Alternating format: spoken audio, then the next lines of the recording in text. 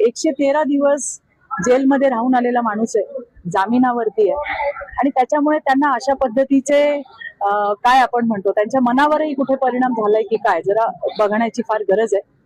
शिंदे साहेब जे आहेत, एकनाथ शिंदे साहेब, ते राज्याचे उपमुख्यमंत्री पण आहेत. त्यामुळे प्रोटोकॉल जो असतो की जेव्हा सरन्यायाधीश येतात किंवा आणखीन उच्च पदावरचे जेव्हा व्यक्ती आपल्या राज्यामध्ये येतात त्यावेळेला त्यांचं स्वागत करणं हा प्रोटोकॉल असतो आणि त्या प्रोटोकॉलच्या अनुषंगाने ते त्या ठिकाणी गेले असतील.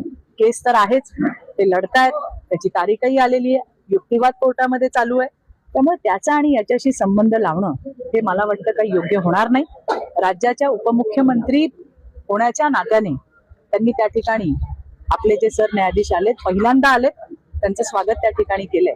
थोडंसं सकारात्मक दृष्टीनेही बघणं गरजेचं आहे. परंतु आपण म्हणतो ना असं की ज्याला कावीळ होते त्याला जग पिवळं दिसतं, तसं थोडंसं संजय राऊत